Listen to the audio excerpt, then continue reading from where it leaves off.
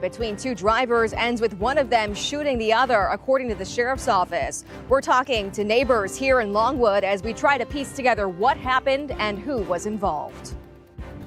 What happened to Nancy was extremely morbid, horrific. Breaking news at 4, the man convicted of killing a mom of 2 will spend life in prison. His sentencing hearing is going on right now. And a city leader at the center of controversy is fighting to get some of his power back. Streaming on clickorlando.com and broadcasting live, you're watching News 6 at 4 p.m.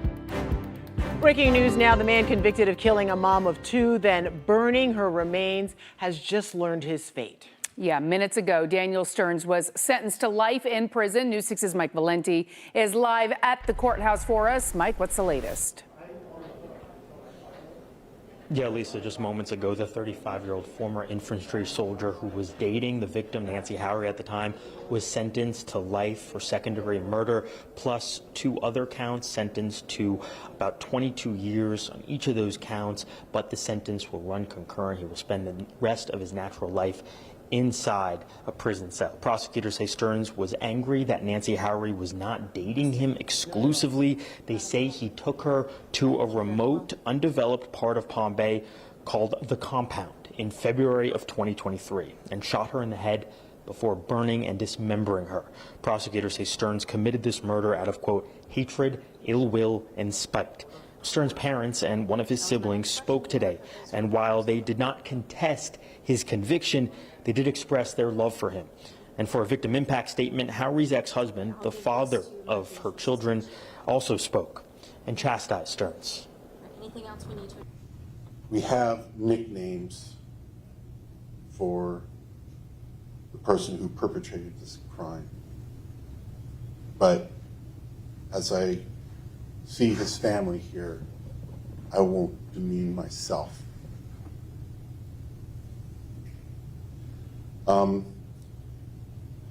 What he has done to Nancy was demented and defective. A person doesn't do this to another person. It wasn't just a murder, okay? It was a savage slaughter.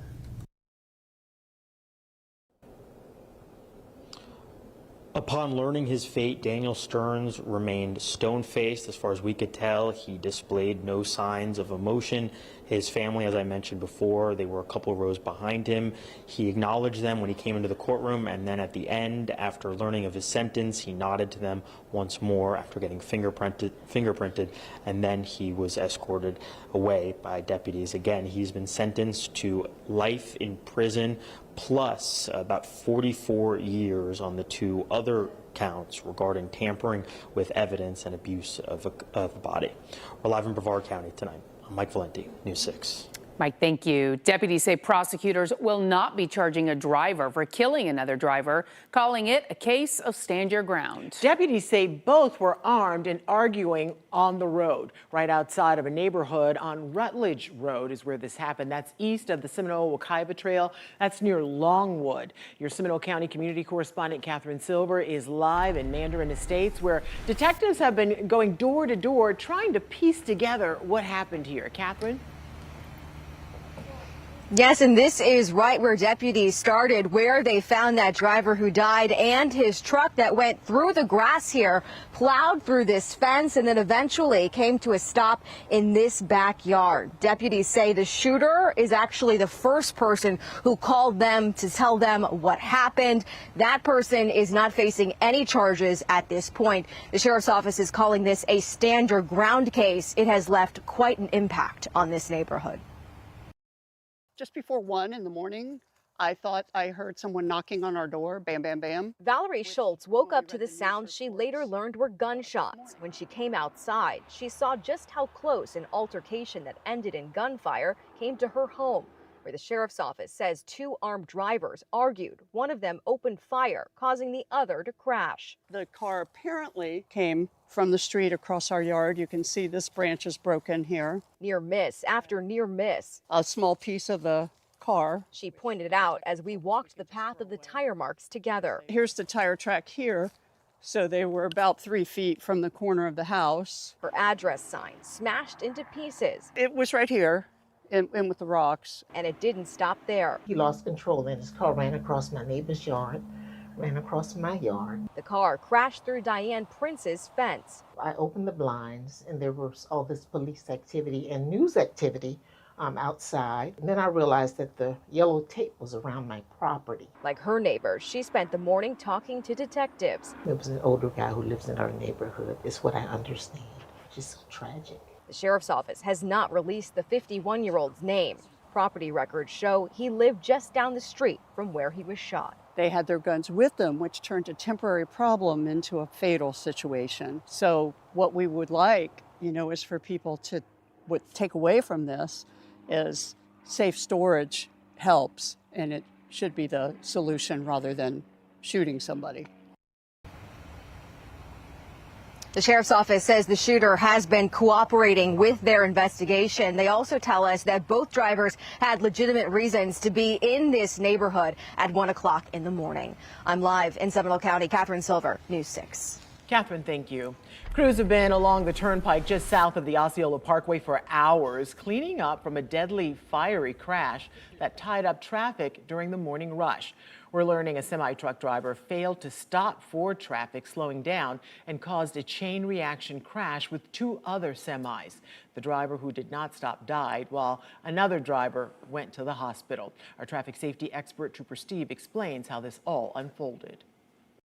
This morning, unfortunately, we did start with this fiery crash. It involved 3 semi-trucks. Viewer video showing just how devastating this crash really was. Florida Highway Patrol saying 3 semi-trucks were involved with this and 1 fatality confirmed on the scene.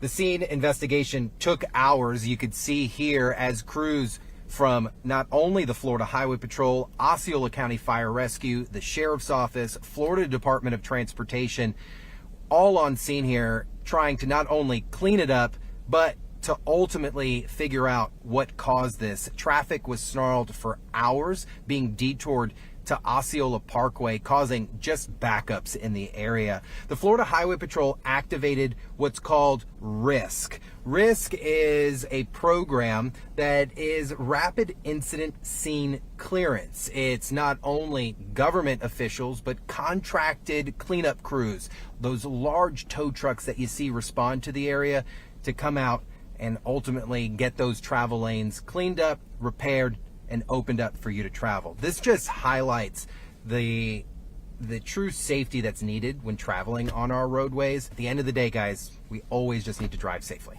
I'm Trooper Steve, News 6. The fight over comments that a Palm Bay councilman made about Indian immigrants has made its way to the courtroom. Today, he spoke to a judge about other council members limiting what he can do. News 6's Mark Lehman was there and tells us what was said in court. In court today, the judge seemed to offer a mixed reaction in response to the actions Palm Bay took against Councilman Chandler Langevin. He sees no issue with the censure itself, but has free speech concerns on further punishment. We caught up with Langevin's attorney here outside the courthouse. We're just very happy with where we're going and feel very good about the rest of the case. Anthony Sabatini said he was encouraged by the judge's response to his motion for a preliminary injunction. He's calling for a halt to the Palm Bay Council's punishment against fellow Councilman Chandler Langevin in October. Just let people speak. Let people say what they want to say. Langevin filed a lawsuit against the city. He was censored after controversial comments against Indian immigrants. He since apologized for the tone of his remarks. On top of the censure, Langevin is prevented from adding items to the agenda and providing council reports, which Sabatini says violates his First Amendment rights. You can have controversial views. You can have a view that no one likes or everyone likes. It doesn't matter. But you have the right to express that. On Wednesday, the judge expressed concerns that Langevin is forced to have a consensus from the council to add agenda items. The city attorney said the action was a response to Langevin saying he would be disruptive if censored.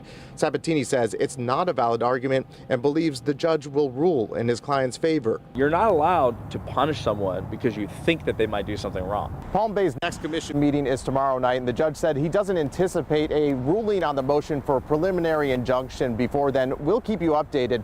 Meanwhile, the trial for Langevin against the city of Palm Bay has been set for January 21st. In Orlando, Mark Lehman, News 6. A brand new Trader Joe's just opened up in Melbourne, and people have been waiting in line since early this morning to get inside. The new store is right next to the Avenue Vieira Mall. News 6's Alex Cook joins us live from there now. So, Alex, are you in line waiting to get into?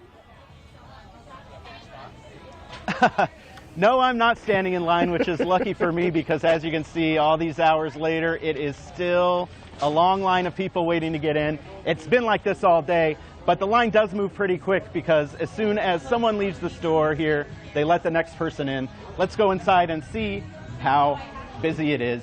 As you can see, there are a bunch of shoppers everywhere, but everyone's in a pretty good mood. No one's throwing elbows despite the crowds, and employees are running around keeping those shelves stocked. Trader Joe's has a huge fan base. A lot of the people I've talked to out here say that they've been driving from Melbourne to Orlando just to shop at Trader Joe's, so they're excited that this is here.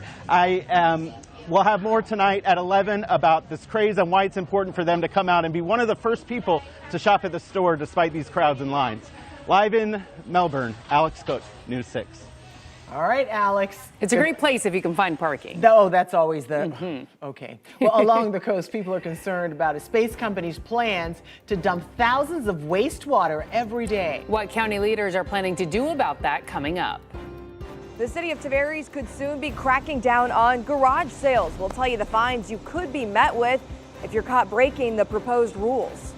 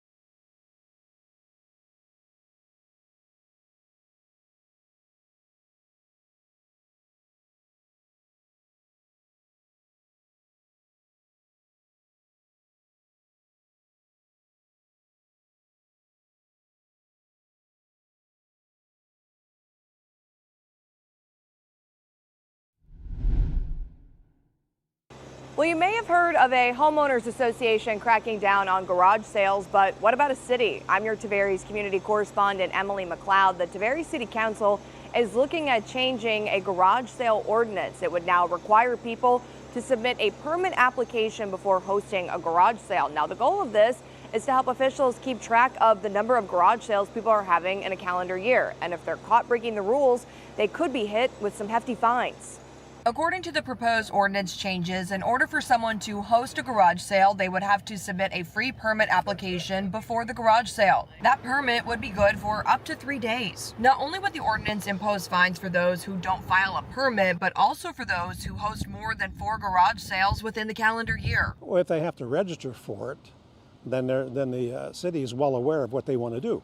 If they want to register for 20 of them, then maybe there's a restriction that should be applied. City officials say in order to get hit with a fine, a code enforcement officer would have to visit the garage sale, speak with the owners in person, and verify whether or not they submitted a permit application. On the first offense, it's a warning. The second violation is a $150 fine. After that, it goes up to a $250 fine. I don't see a problem with putting some restriction on it at all. I mean, I don't see a problem with it if it's managed properly like anything else. Back in July, we spoke to Tyrone Neal about the proposed ordinance. At the time, he told us he was hosting yard sales frequently. Everything's cheap here. They call me Mr. Everything Cheap. And I like to keep it that way. You know, why interfere with somebody's livelihood? I'm not harming anybody or doing nothing wrong. I'm just having a good old yard sale and recycling trash and turning it into cash. That's all I'm doing. Wednesday's meeting is a first reading of the proposed ordinance. Should it get passed, it'll go to a second reading, likely to be scheduled at the next City Council meeting. For now, reporting in Tavares, I'm your Tavares community correspondent, Emily McLeod, News 6. Okay, I hope everybody out there got a chance to spend a little bit of time outside. It was nice. It's real, and it's still nice out there. Keep it coming. It's going to stay like this for a couple of days, and then the temperatures go back up. So got rid of some of the humidity that tried to creep back yesterday. Cold front well towards our south now. Big chunk of high pressure in play, and that is going to keep us mainly clear. I think over the next couple of days, it's going to allow some cooler air to continue to funnel into the course of the evening. That'll get us back to, in the morning anyway, right where we should be for this time of the year. Certainly cooler, though, than where we've been over the past couple of mornings. There's a live look outside Port Canaveral, Brevard County with our Launch Credit Union camera. Just a couple of high, thin, wispy clouds out there. Otherwise, sunshine dominant as expected, hanging around 70 degrees. The breeze right now at about 5 miles an hour, certainly ticking back down from where it was yesterday. Out ahead of that cold front. We're at 67 in Palm Coast. New Smyrna, we are at 68 as well. You can stay up to date with the forecast and send in your photos by downloading the free News 6 weather app. It's the best way to get your photo on TV, by the way. In the Villages, we're at 73 degrees. Groveland, we are checking in at 75. Now here's a look at your forecast. Your forecast is sponsored by Renewal by Andersen.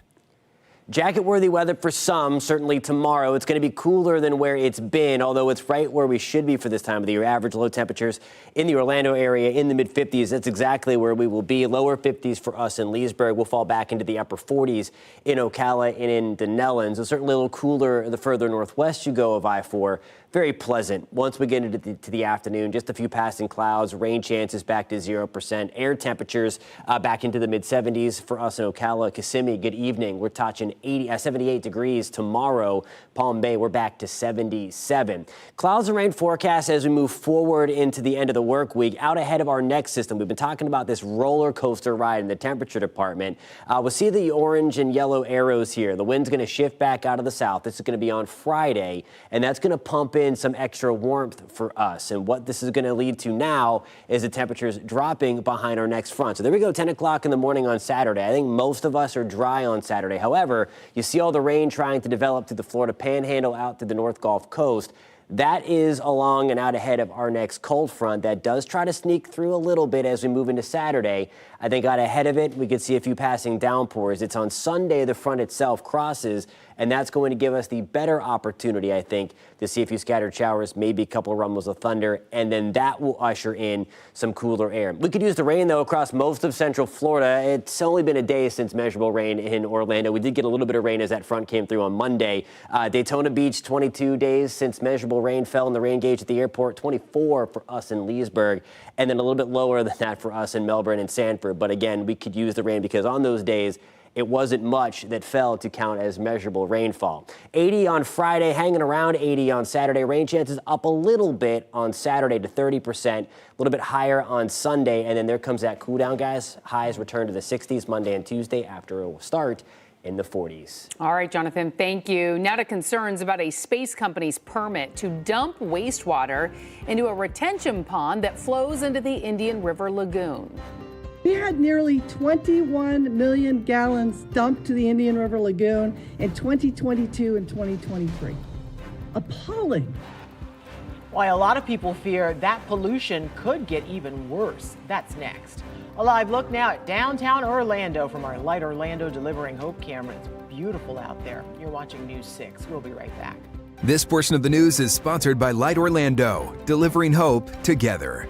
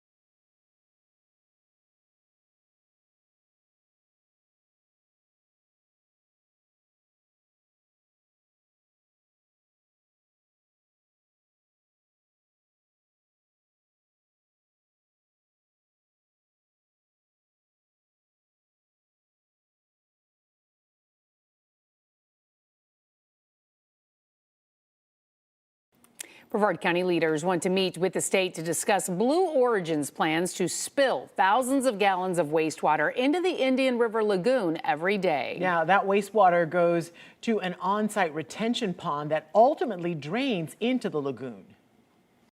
All in favor signify by saying yea. Yay. Yay. Opposed, nay. Passes unanimously. Thank you. Now, last night, leaders voted to request a public meeting with the Florida Department of Environmental Protection about Blue Origin, applying to renew its permit to discharge about 500,000 gallons of wastewater. The permit requires the facility to test for possible pollutants in the water. If anything toxic is found, they'll be in violation. The permit does not authorize direct discharge to drinking water, though.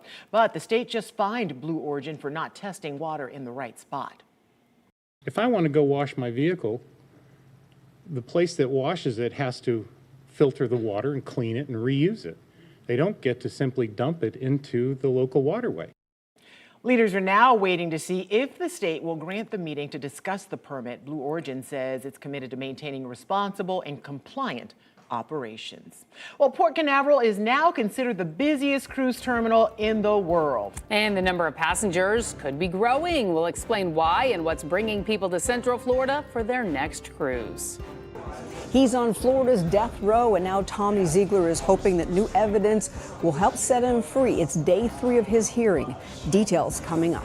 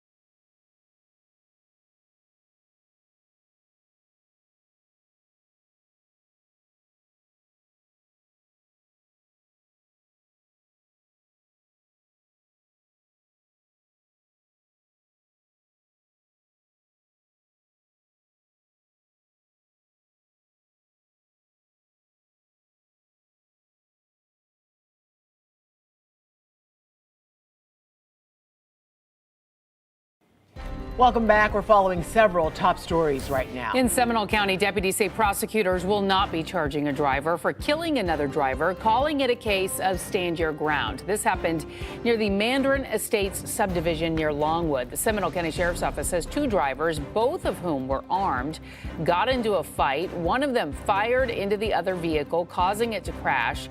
That driver died at the scene. The shooter stayed at the scene and was later released.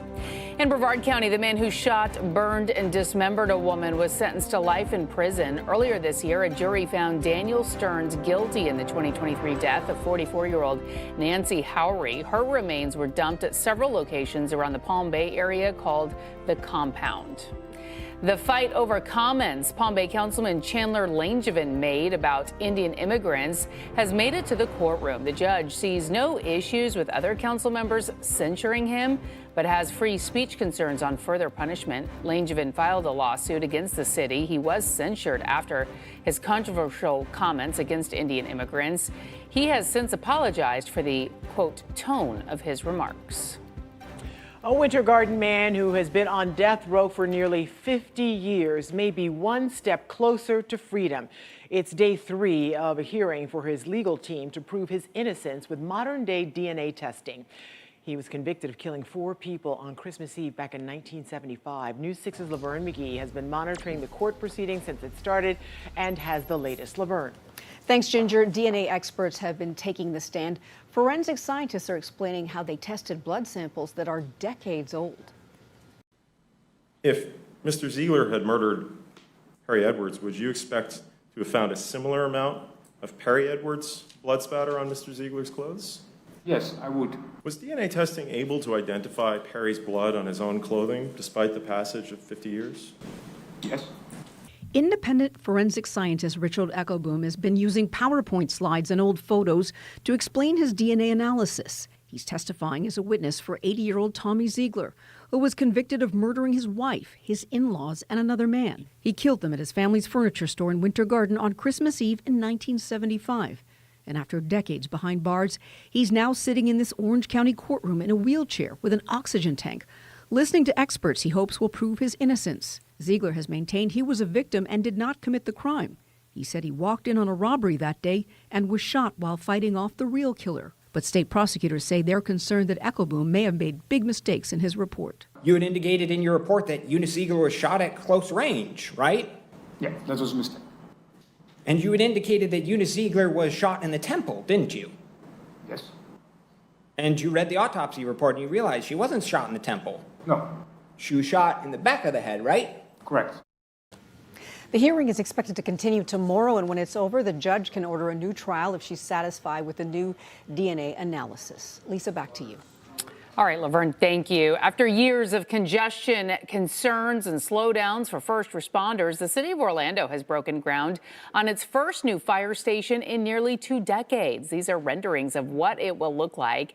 News 6's Angie Casada explains how this is a big step forward for one of Central Florida's fastest growing communities. Yeah, this is a big deal for people who live here and drive through this community every day. This is actually the home location for Station 18. It's going to be the first new fire station since 2008, a much needed addition for a community that's been feeling the impact of traffic gridlock on Narcoossee Road. Now take a look. These are the renderings released by the city. The future Station 18 features a modern design, advanced technology, and even acoustic separation between living quarters and the response areas, allowing firefighters to rest despite heavy call volumes. But for the people who live in Lake Nona, what really matters is where the station is going. It'll have direct access to Narcoossee Road, an area that we've reported on for months because of constant traffic backups. Drivers have called it a, quote, nightmare, and planning experts say that the congestion is already beyond what this road was built for. We're always concerned with our response, making sure that we're available and quick to respond. So that's always in the back of our mind. And as the city grows and the fire department needs to grow, when you're building a fire station, you got one shot at it. You got to put it in the right place for the community, and you have to have the vision for what that community is going to look like 10, 15, 20, even 30 years down the road. City leaders say that improved access will boost coverage for Lake Nona and several surrounding neighborhoods, areas that have seen rapid growth. And city officials say this is just the beginning. Station 18 kicks off a multi-year expansion plan that includes 4 new fire stations and renovations to others, most of them right here in Southeast Orlando, where thousands of new homes have gone up in just a few years. We even have some construction happening right next door to the future site of Station 18. Reporting in Lake Nona, I'm Angie Casada, News 6. A live look now at our Launch Credit Union port camera at Port Canaveral. Leaders with the port now say it is the busiest cruise terminal in the world, recently topping Port Miami. And 2025 saw even more passengers than the previous year. The cruise business is expanding too. News 6's Troy Campbell asked how the port can handle the increase in visitors and ships.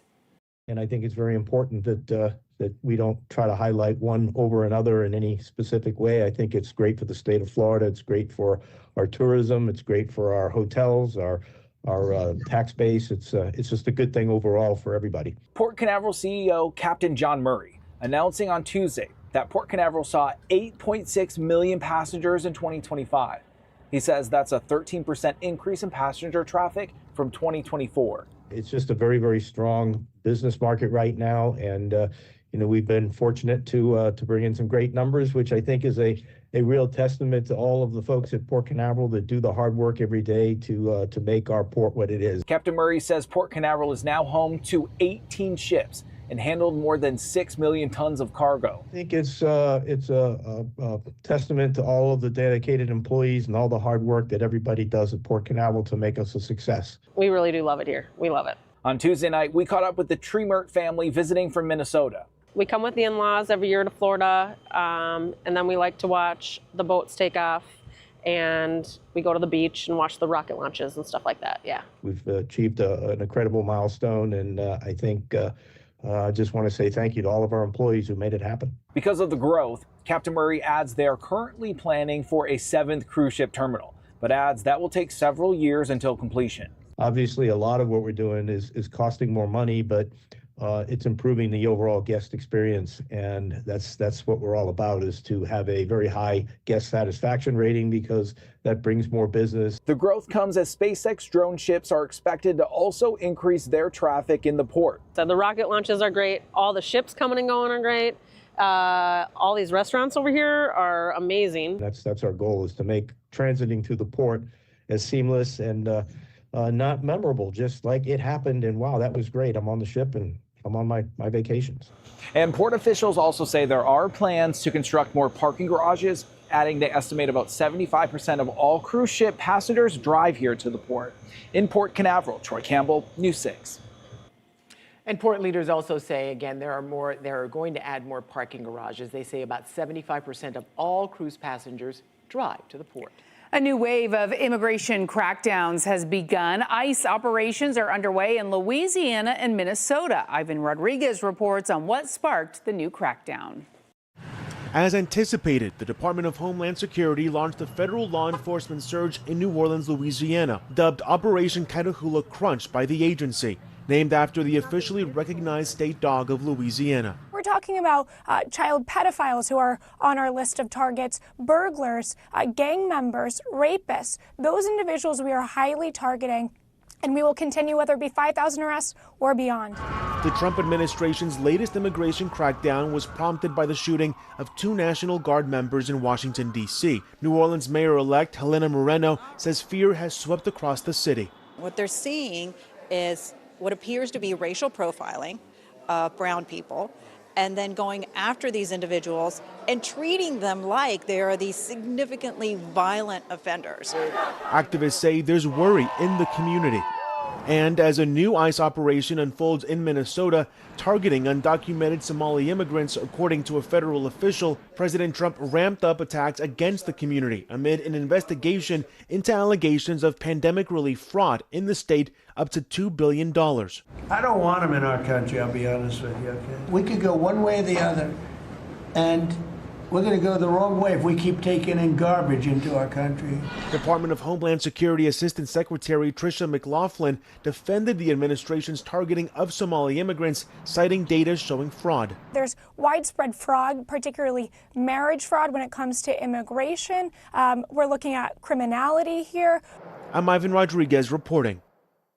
Well, nestled in the lively heart of Avalon Park, you can check out a spot known for its authentic Colombian flavors. Coming up, we're going to make you hungry. We're diving into a giant traditional breakfast in the I-4 food tour.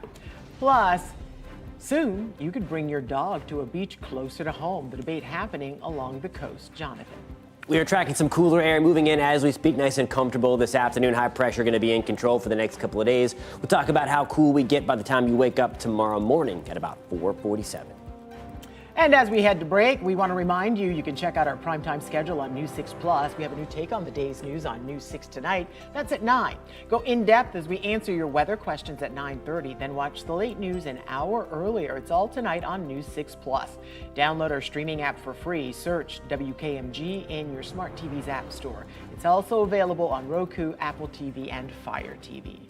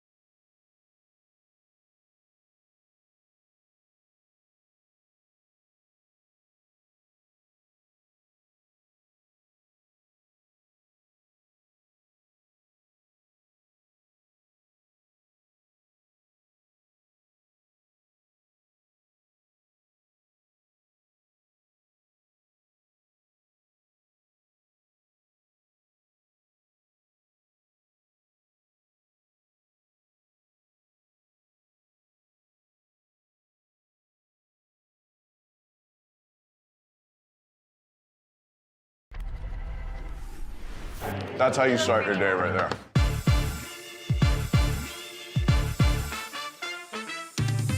It's a good thing this RV from Giant Recreation World has a comfortable bed, because this breakfast I'm about to eat is gonna put me to sleep. If I'm gonna get one thing in this restaurant, what does it have to be? The calentado colombiano. It's a full pack Colombian dish with rice and beans, steak, arepa and cheese, and eggs. Is it gonna transport me to Colombia? Yes, it is. Yes, it is. It is full pack Colombian. This is the Bakery Colombian Cafe in Avalon Park. Great food, amazing people, Colombian coffee. What else do you need? Oh, yes. Look at, do I have all day to eat this? Steak and eggs, Colombian style. That's so good. There's a little crispy from the arepa. The steak is cooked perfectly. This is what dreams are made of. Oh my God, it's so good. Coffee? I've never been to Colombia, but I feel like I'm in Colombia right now. These people treat you just like family. Yeah. I love every one of these people. All the food is fantastic. I'll come over here and have me coffee instead of my favorite coffee at home. This was a side-splitting, delicious I-4 food tour. Colombian breakfast all over the place. Now I'm gonna go take a nap.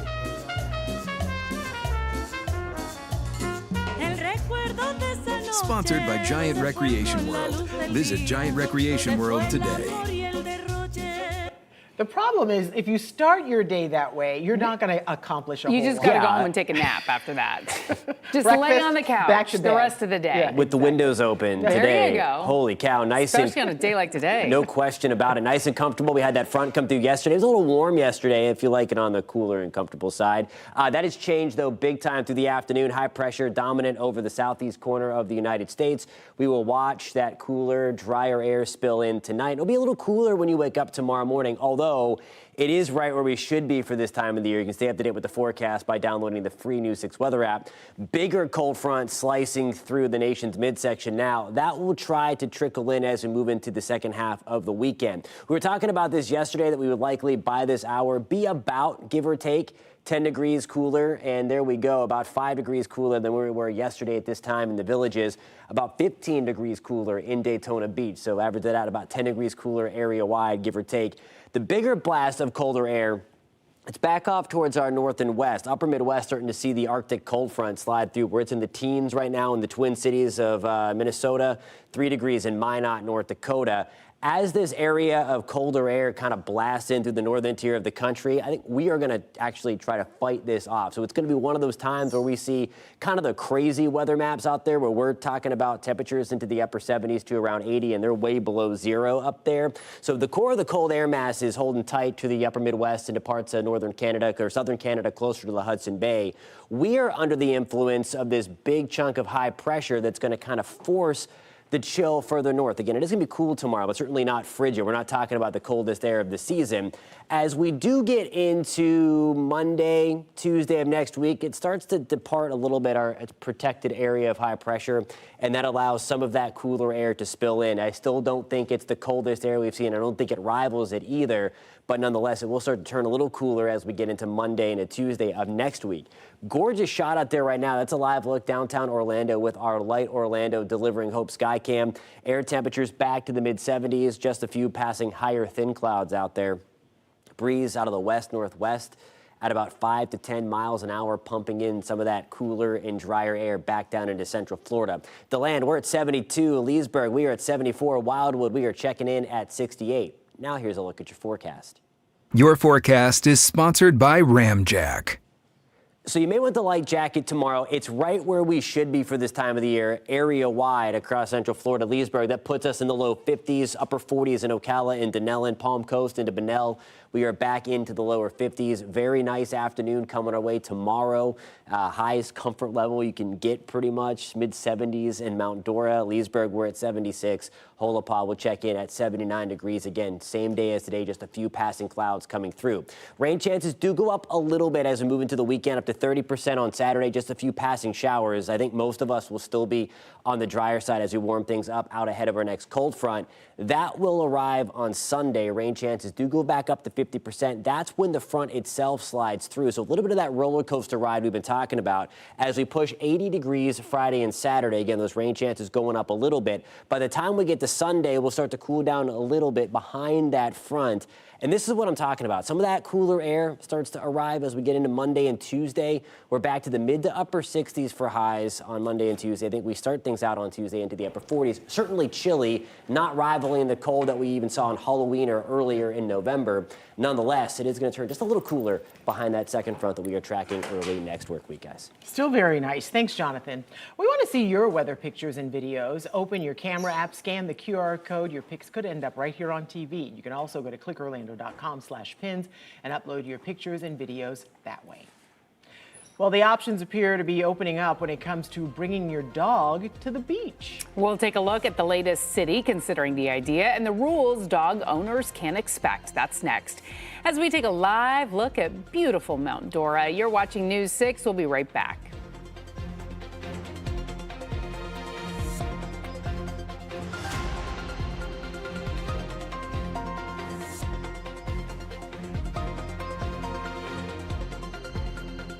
Coming up in the morning, breathing some new life into an old mall. The new plan set to take another step forward in Sanford.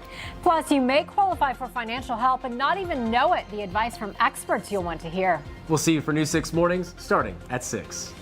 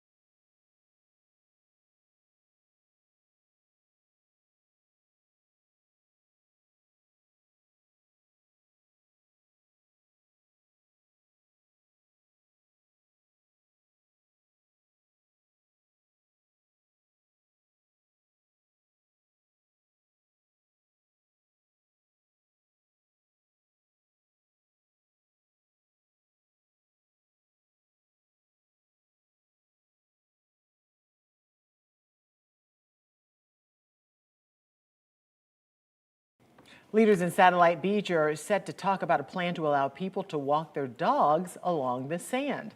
Now, the pilot program would allow dogs on all city beaches between January 1st and April 30th.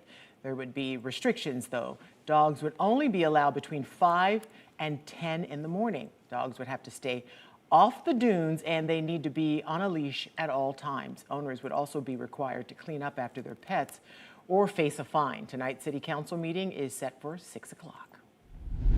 Meantime, a new dog beach just opened in Volusia County. We told you about this on News 6 at 4 on Monday. It's a 1.7-mile stretch on Daytona Beach between the Williams Avenue and Seabreeze Boulevard approaches. Leash dogs will be allowed from sunrise to sunset. Dog owners say it's a welcome addition to this area. As soon as we open the door, they pull us out the door, and then getting to add the element of the sand just improves the quality of life for them and makes it better to be a pet owner here. There are now 4 spots in Volusia County where you can bring your dog to the beach. Other locations include Lighthouse Point Park and Ponce Inlet, Smyrna Dunes Park and New Smyrna Beach, and Rockefeller Drive to Millsap Road in Ormond Beach. Well, bowl games typically bring big crowds to downtown Orlando, but soon those games could be moving to UCF's campus, temporarily at least. Tomorrow, the school's Board of Trustees is set to discuss an agreement that would have UCF host the 2026 Florida Classic, the Cheez-It Citrus Bowl, and the Pop-Tart Bowl. That's because Camping World Stadium will be going through a $400 million renovation that's not expected to be finished until 2027. The plan to move the bowl games could get approved at tomorrow's meeting. We, of course, will keep you updated on what happens. Well, News 6 is once again partnering with BFAR Contracting to support the Salvation Army's Angel Tree program. And we need your help. For the past few weeks, we've been telling you about the paper angels on trees at the Mullet Millennia, select Chick-fil-A restaurants. This year, we want to get gifts for 5,000 kids and 1,000 seniors in our community. And so far, a little more than 2,700 gifts have already been returned. Remember, the deadline to return those unwrapped gifts is this Friday. And we have some good news to share with you. Yesterday on Giving Tuesday, I spent the day with the Salvation Army and the world's largest red kettle at Cranes Roost Park in Altamont Springs, and we are happy to announce they met their goal. They raised $100,000, and the money will go toward programs that the Salvation Army offers to help local families in need year-round. And you can also see our News 6 team this Friday. We'll be at Lake Eola as Orlando lights its 64-foot-tall Christmas tree. It is decorated with nearly 2,000 ornaments and 200 pounds of lights. The lights sync with music and lights on the park's iconic fountain. Chief Meteorologist Candace Campos, Stripper Steve, and your Orlando community correspondent Mike Valente will all be there. The tree lighting ceremony gets underway at 5 o'clock. Should be a good time. Absolutely. News 6 at 5 is next. Anchor Matt Austin is in the newsroom with what's ahead. Well, some big changes could be on the way to an Orange County school. Why it's different than anything else in Central Florida. We'll tell you about that. Plus, a family is preparing to lay their loved one to rest as police continue to hunt for her killer. And what one of your local lawmakers is trying to do to protect your kids from one of the top killers in Florida. Your forecast is only minutes away as we wind down on another gorgeous winter day here in Central Florida. Don't forget, you can stream all of our newscasts and live cameras like this beautiful look at Daytona Beach for free anytime on News 6 Plus.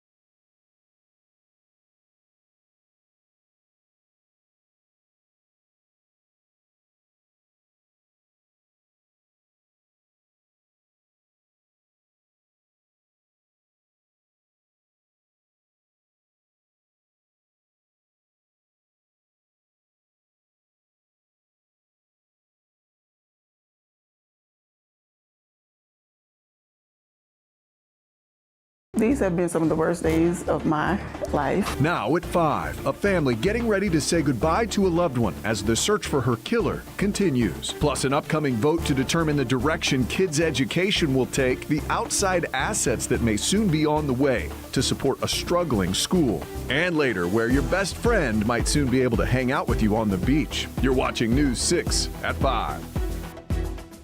An Orange County family continues to endure grief. Last week, the sheriff's office reported a woman was stabbed to death just the day after Thanksgiving. Tonight, your Orange County community correspondent, Tylisa Hampton, speaks with the woman's family as they're dealing with the unthinkable. Well, Tylisa. Matt and Lisa, that's exactly right. The family of DeGwendolyn Floyd tells me one moment they were all smiles with Floyd, then the next they're being told that she was killed and an arrest has yet to be made. They're praying for answers.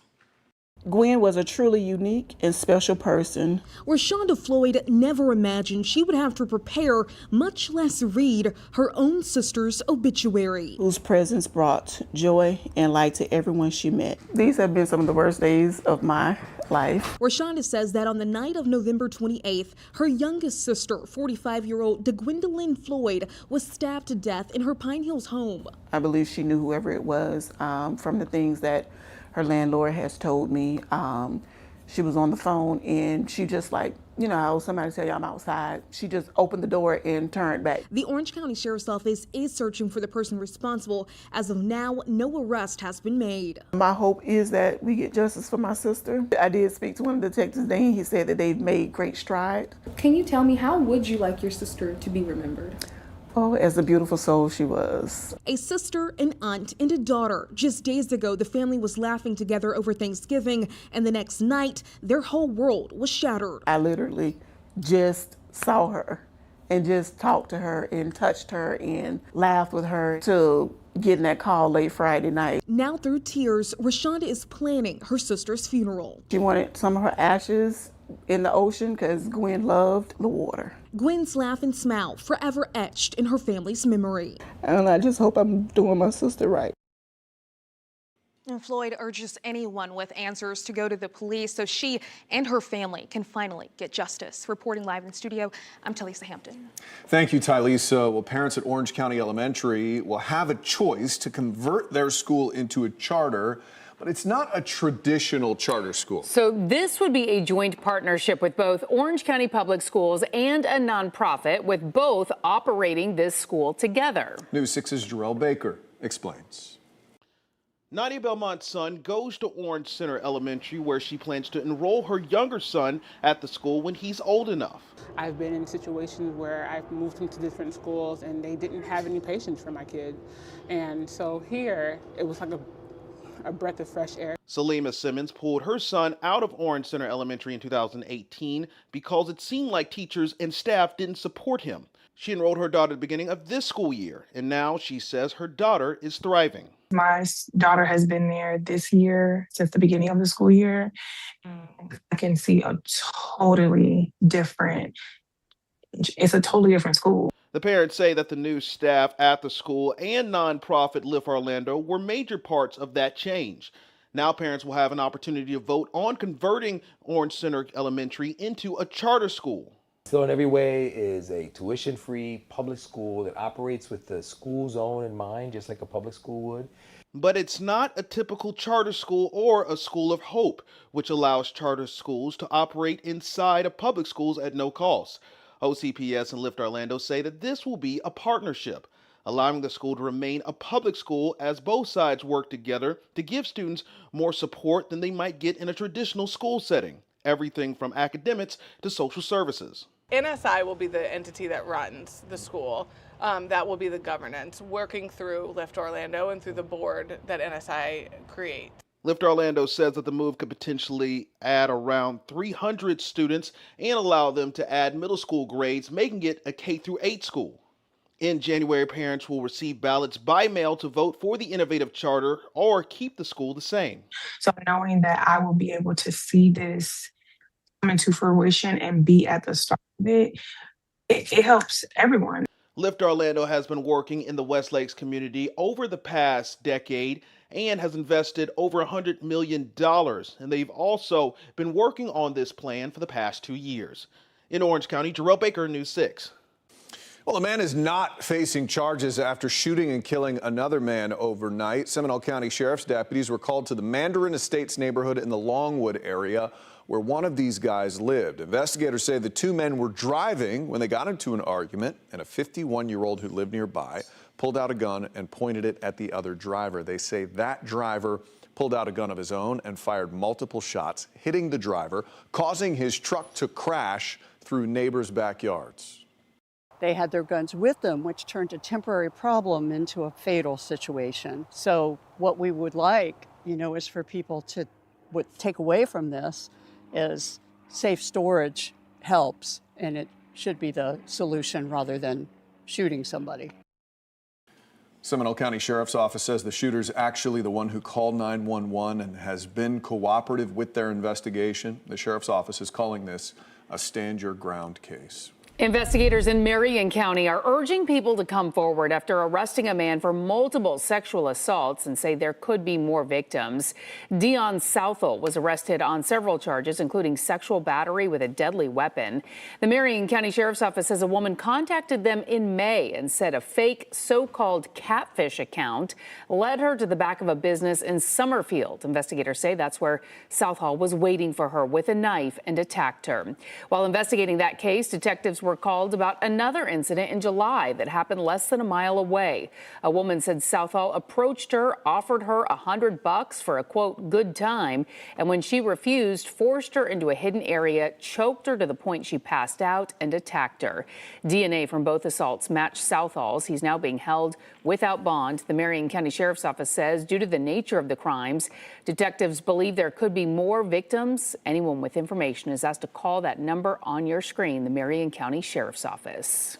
New tonight, the man convicted of burning and dismembering a woman in Brevard County will spend the rest of his life in prison. 2 years after a jury found he killed 44-year-old Nancy Howery, Daniel Stearns stood before a judge today to receive his sentencing. News 6's Mike Valenti was in that courtroom for the decision and impact statements. The 35-year-old former infantry soldier who was dating the victim will spend the rest of his days inside a prison for her murder. Prosecutors say Daniel Stearns was angry that Nancy Howery was not dating him exclusively. They say he took her to a remote, undeveloped part of Palm Bay called The Compound in February of 2023 and shot her in the head before burning and dismembering her. Prosecutors say Stearns committed this murder out of, quote, hatred, ill will, and spite. Stearns' parents and one of his siblings spoke Wednesday, and while they did not contest his conviction, they expressed their love for him. And for a victim impact statement, Howery's ex-husband, the father of her children, also spoke and chastised Stearns.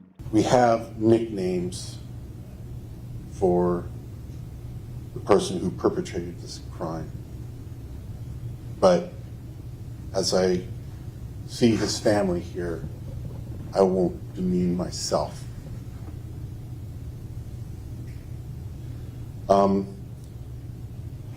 What he has done to Nancy was demented and defective. A person doesn't do this to another person. It wasn't just a murder, okay? It was a savage slaughter. Upon learning his fate, Daniel Stearns remained stone-faced. He offered no statement, and minutes after his sentencing, he was whisked away by deputies. Reporting in Brevard County, I'm Mike Valenti, News 6. We're learning some new details tonight about a lawsuit at Kennedy Space Center. We told you yesterday Space Florida filed a lawsuit against Johnny Bomer Proving Grounds LLC. It's a contractor that was using the runway at Kennedy Space Center to test a $3 million supercar. It says in 2020, the car going about 250 miles an hour crashed on the runway, damaging an electrical transformer requiring repairs by NASA. The lawsuit says the contract to use the facility specified that Bomer would be responsible for repair costs to any damages, which has yet to be paid in full, we're told. Today, Space Florida is giving us some more insight into the crash, saying it was caused by an unexpected bird strike. Nothing else was damaged outside of that NASA electrical system. Prior to our story about the lawsuit airing yesterday, we reached out to the defendant for his side of what happened. At this point, we still have not heard back. Well, if you have an upcoming flight out of Orlando International Airport, you may want to give yourself a little extra time. The airport began upgrading Gate Link trams at terminals A and B today at gates 70 through 129. The $253 million project will bring smoother and faster vehicles, but in order to do that, the airport is shutting down one of the Gate Link trams every day and overnight. Travelers will have to board a bus to get to their gate. We've taken a very calculated approach to minimize the disruptions for all of the passengers. The project is expected to be completed by the fall of 2027. Well, drowning is one of the leading causes of death for kids in Florida. And for years, lawmakers have been working on some ways to try to prevent it as best they can. Next at 5, the new laws being proposed this year to protect kids. Jonathan. Nice and comfy out there behind a cold front. It will turn a little cooler overnight tonight before even colder air comes back in by the end of your weekend. We're going to pinpoint some of the ups and downs behind a couple of cold fronts at about 5:17. And later, a water rescue caught on camera will show you the intense moments when it happened. You're watching News 6 at 5. We'll be right back. Ooh, pretty shot. Today's Port Canaveral Cam is sponsored by Launch Credit Union.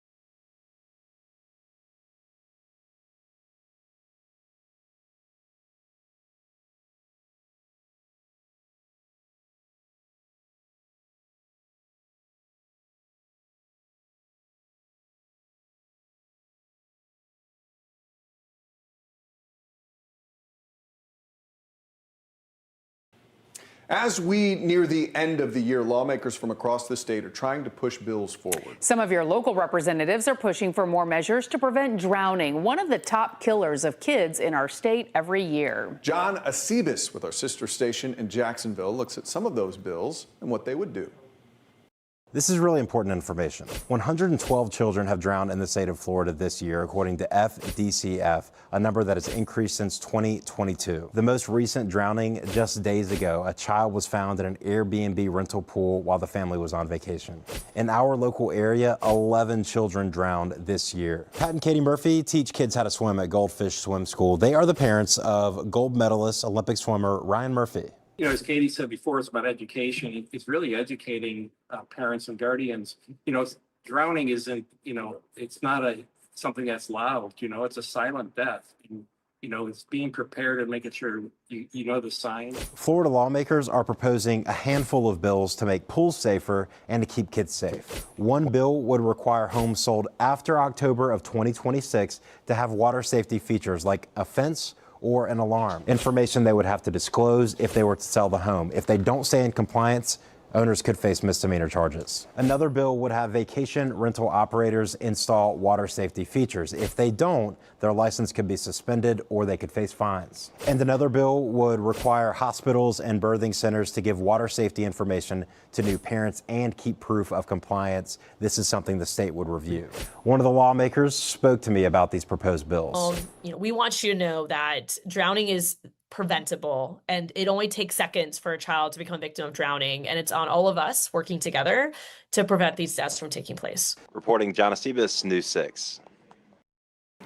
All right, time now to check in with your meteorologist, Jonathan Kagas. He just needs to slide out of that shot. There you go. I'm gone. Much better. I mean, you know, look at me for it. I mean, this is fantastic. We're going to take this full. Oh, the sun is going down. It doesn't get much better than this. It's a live look outside Port Canaveral, Brevard County with our Launch Credit Union camera as the sun is setting this evening. Just a few of those higher, thin, wispy clouds out there. It is nice and comfy. We will cool things down tonight, but it will be a seasonably cool night. It'll just feel cooler because the last couple of mornings have been on the warmer side. Back to the upper 60s now. Again, live look with our Launch Credit Union camera at Brevard County, Port Canaveral this evening. Clear skies are with us. We will keep things mainly clear overnight. Watch out for a little bit of patchy fog to develop. Once again, we've cleared our skies and in the process of calming the winds. Daytona Beach, good evening. We are at 64, 71 in Leesburg. If you catch a view of that sunset, by the way, you can snap a photo, upload it to that free News 6 weather app. You just saw that pop up there.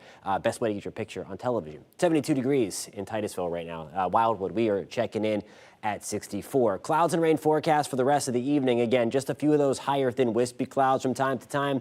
That's 4 to 5 o'clock as we move into your Thursday morning. Other than some patchy fog, we'll get rid of that quickly, and we're back into the same kind of pattern where there are just a few of those higher, thin clouds in the mix. That's 7 o'clock on your Thursday evening. You see some of that green at the top of your screen. That's something that we'll have to contend with as we get towards the weekend, but some beneficial rain coming for the Panhandle especially. Now here's a look at your forecast. Your forecast is sponsored by Payne Law. So again, cool tomorrow. You may want the jacket if you're at the bus stop or heading to work. It's going to be back to where we should be. Average low temperature in Orlando at 55, but we're back to the upper 40s. That's where we should be in Marion County for us in Ocala, in Denellen, 54 in Daytona Beach. Holopaw, we'll start our day at 53, back to 61 in Melbourne, back to the upper 50s in Palm Bay. Tomorrow afternoon, absolutely gorgeous. Hanging around 70 in Palm Coast, Kissimmee, and St. Cloud, we are at 78.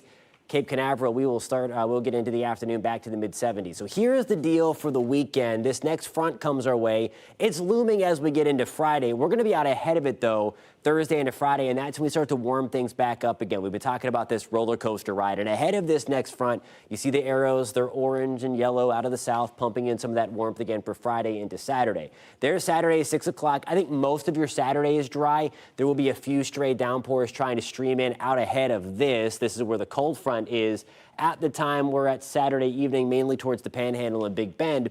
And then we will see rain try to increase a little bit for us on the early side of your Sunday. Not a total loss by any means, but we will be increasing rain chances as that front starts to slide through to give us some cooler air and some much needed rain across a lot of Central Florida. In terms of measurable rain, most of us have gone a few days at least. Daytona Beach, we're at 22 days and counting now that we've not seen measurable rain. A little bit more than that in Leesburg. We're at 24. We picked up 0.02 of an inch the other day at the Orlando International Airport, so it wasn't much, just barely measurable. It's been 6 days for us in Melbourne and Sanford since we've seen that. We may get that on Saturday and especially into Sunday. 80 on Friday, pushing 80 on Saturday. Rain chances at 30%. That'll go up a little bit on Sunday, and then there's some of that cooler air trickling in behind that front. Back to the upper 60s for highs on Monday and Tuesday, guys. All right, Jonathan, thank you. Open your camera app, scan the QR code on your screen right now, and click the link. We want to see your weather pictures and videos. If you have another shot of a beautiful sunset, share it with us. It could end up on TV. You can also go to clickorlando.com/pins and upload your pictures and videos that way. Some Good Samaritans jump in South Florida after a truck crashes right into a boat. Yeah, we'll show you the intense moments all caught on camera. Your Wednesday evening traffic alert. Listen, with good weather, we're going to see a lot of construction. So just make sure you're paying attention out by the airport east and westbound. Along 528, as you approach Goldenrod, you'll see those right lane closures as you're headed eastbound. Same thing along I-4, those easy lane closures. And then watch out overnight. So last night we did have, or early morning, a double fatal crash along the Florida Turnpike. So watch out for the construction, please. As you're traveling through north and southbound, no major shutdowns scheduled, but we will see lane closures. I'm Trooper Steve with the News 6 Traffic Alert. Drive safely. I'll catch you in the morning. And here is another gorgeous look outside. This is a live look at Daytona Beach. You're watching News 6 at 5. We'll be right back.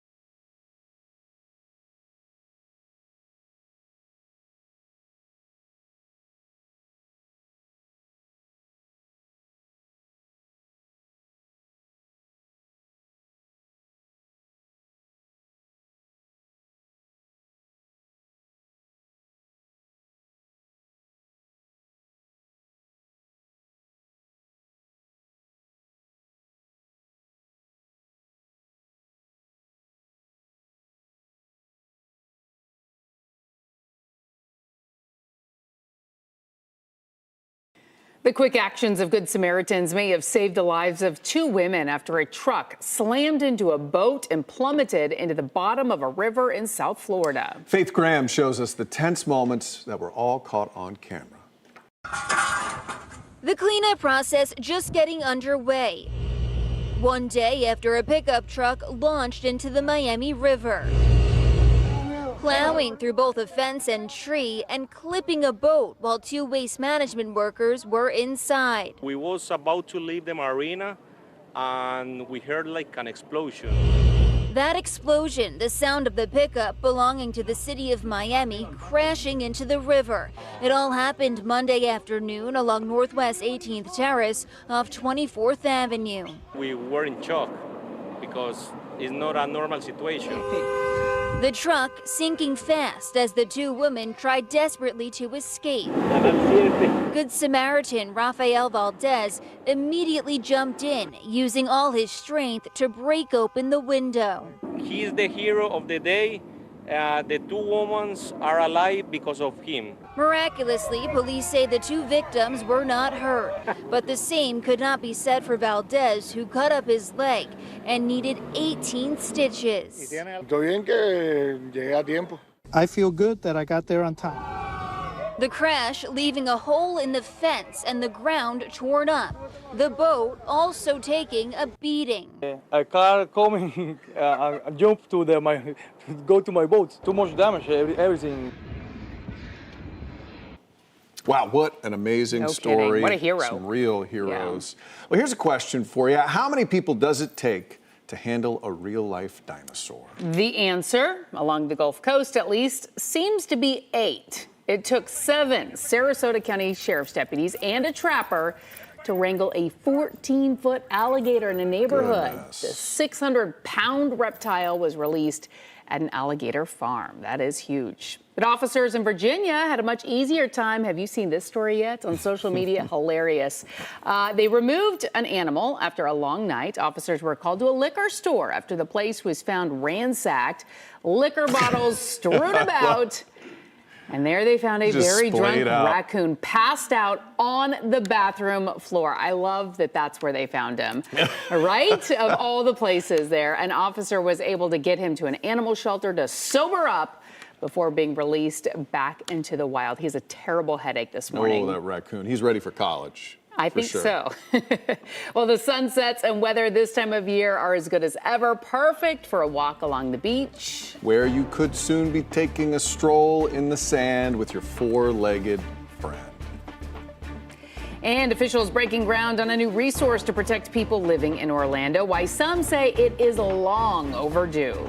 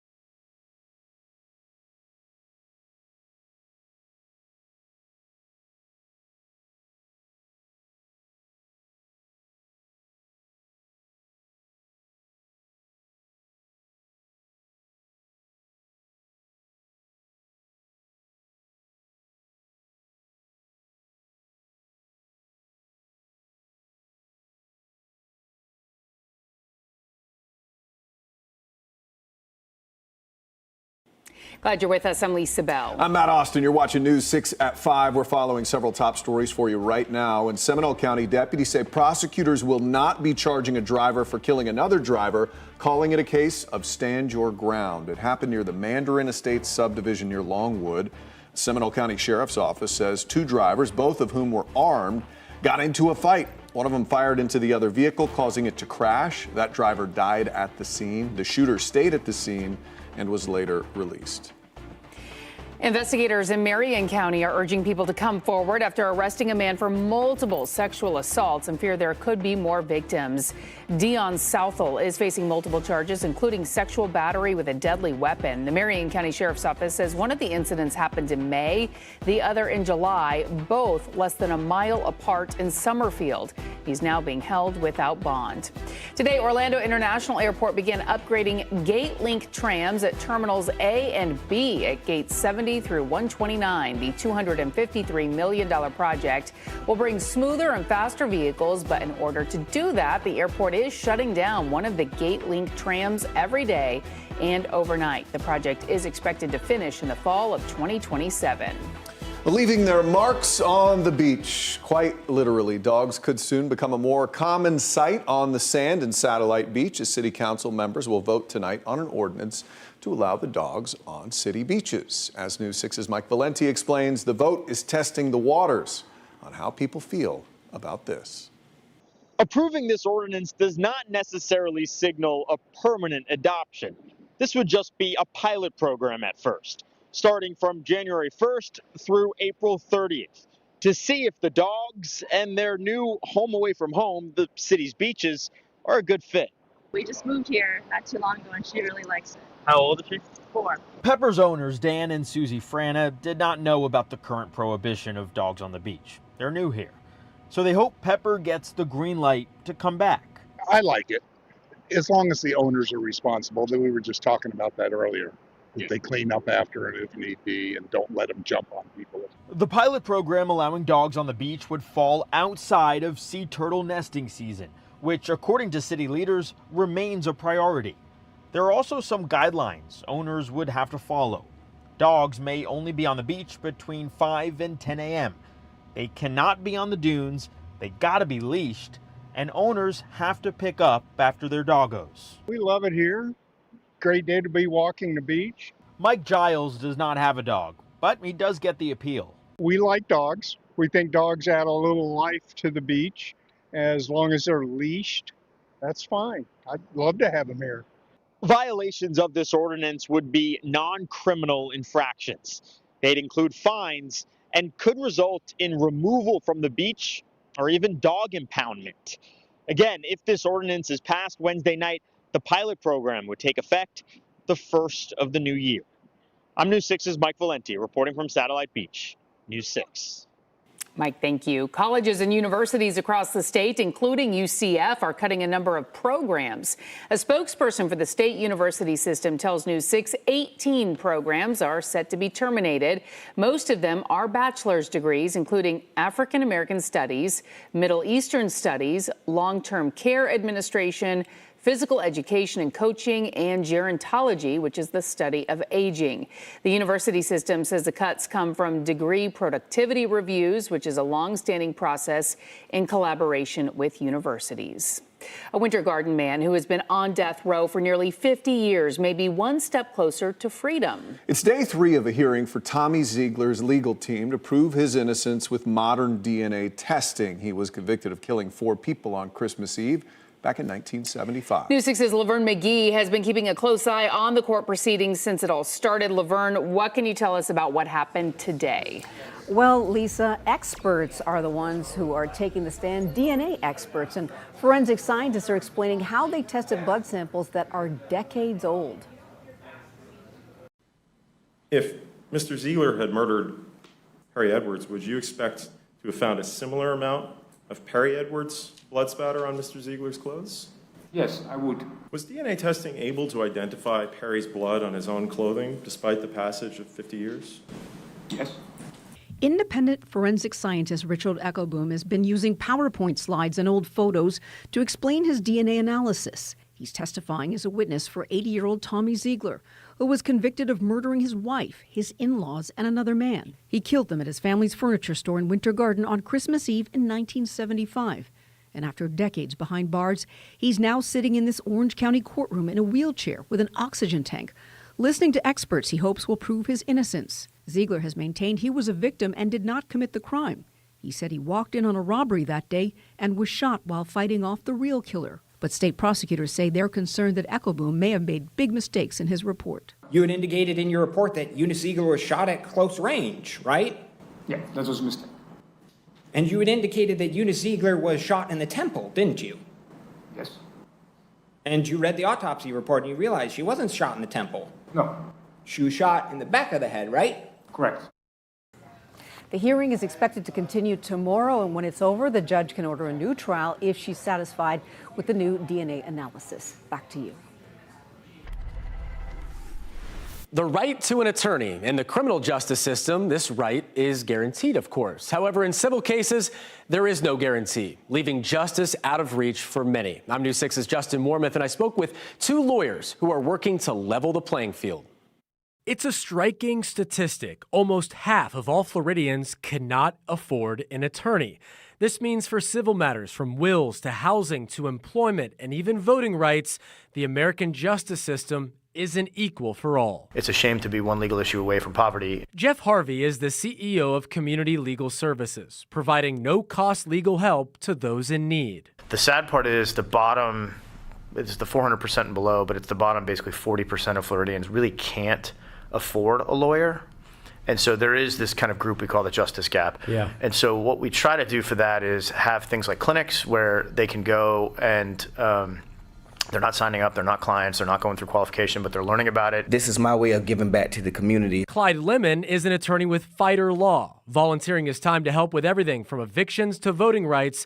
And recently, he helped a man get his rights restored after almost 3 decades. It's a fundamental right in this country, and for him to want to do it and go through the process of completing his community service to get his voting rights back was fulfilling for me. For Community Legal Services, stories like this are a reminder that equal justice can never truly be equal without equal access.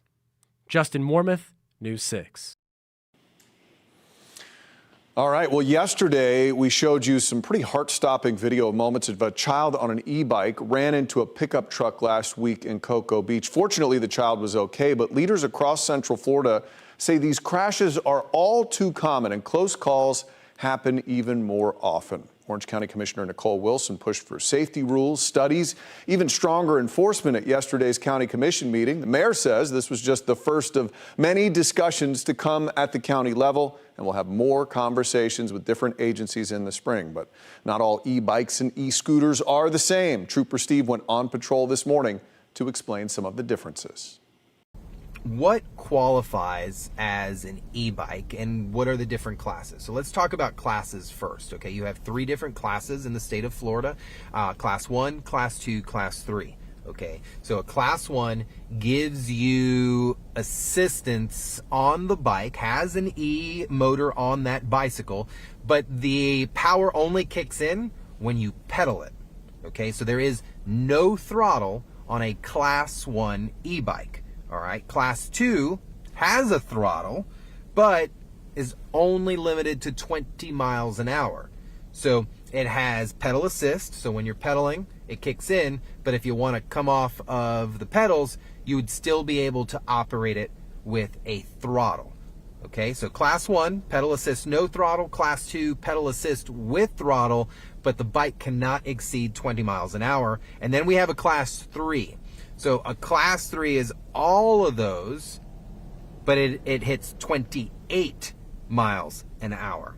Florida law defines an e-scooter as a micro-mobility device, all right?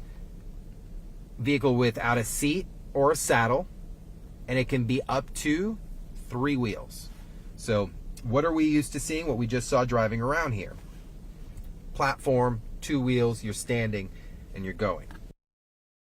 I hope everyone Now, the laws for e-bikes and e-scooters are similar, but they do have some differences. Trooper Steve breaks it all down in this article on clickorlando.com. Just click on the On Patrol tab under the traffic section at the top of the page. And you can hit the road with Trooper Steve on patrol weekday mornings at 10, live on the new 6 Plus streaming app for your smart TV or clickorlando.com.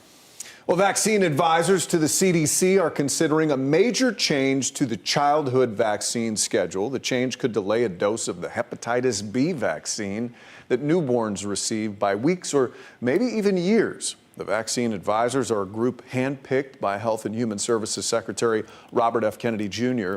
Kennedy has long spoken out against the use of some vaccines and fired the 17-member board in place when he took office. Infectious disease experts say it's key to preventing an illness that's easy to catch and impossible to cure. They say delaying the vaccine for even a few months could drive up infections and deaths from that disease.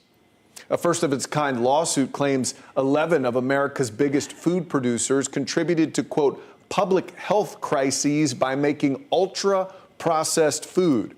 That suit was filed yesterday by the city of San Francisco. The city accuses companies like Kraft Heinz, General Mills, and Nestle of using cheap ingredients and adding flavor and color to make unhealthy products that just taste so good we get addicted to them. The suit calls the manufacturers to end alleged deceptive marketing practices to sell those products, from Lunchables and Chips Ahoy to Doritos and Cinnamon Toast Crunch.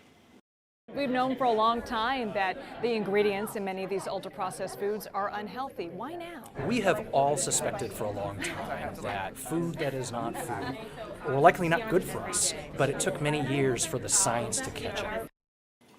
Research has linked ultra-processed foods to obesity, type 2 diabetes, and cancer. In a statement, a trade group representing many of the companies named in the lawsuit said there's currently no agreed-upon scientific definition of ultra-processed foods, and calling them unhealthy is misleading to customers.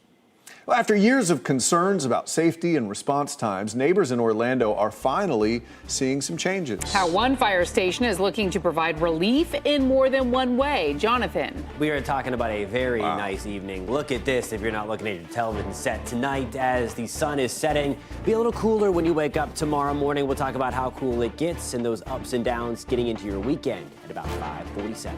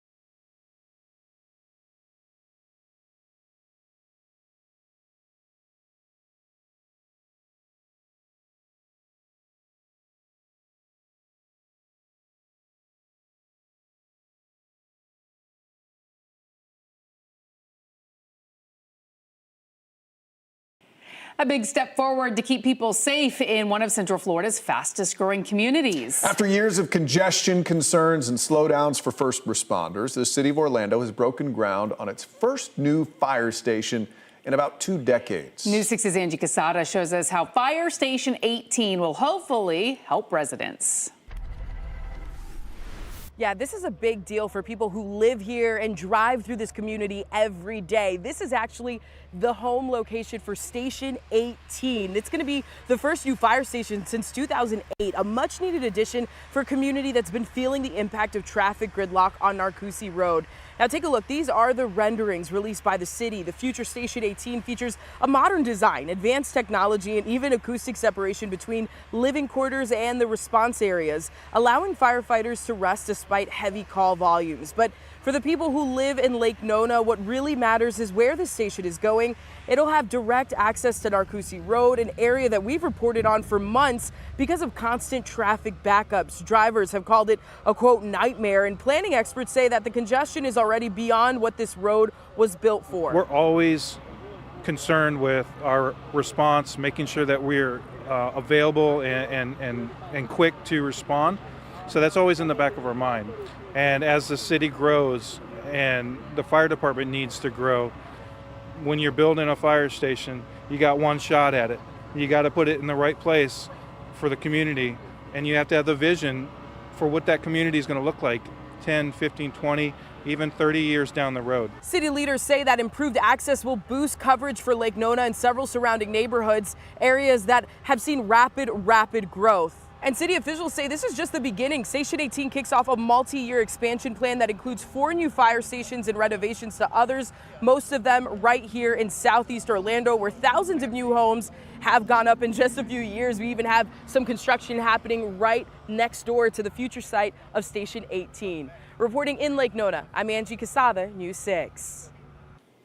All right, we want to check in once again with meteorologist Jonathan Kagas. Thank Just you. keeps getting better. So much better. It's awesome Wow. out there. If you have a camera, I mean, everybody does, I guess, on the cell phone, snap a photo, send a picture in, clickorlando.com/pins, or you can download the free News 6 weather app. There's a section called Pin Or Not there where you can send in your photo. It might show it tonight at 11 o'clock. Gorgeous sunset again tonight. It is quiet. It is comfortable. It's a live look. Port Canaveral, Brevard County with our Launch Credit Union camera. Air temperatures back to the upper 60s under a mainly clear sky right now at the port. The breeze is light at about 5 to 10 miles an hour. Cold front has crossed. We have another one coming inbound there, so you can download again the free News 6 weather app. Of course, you can get all your forecast information in that as well.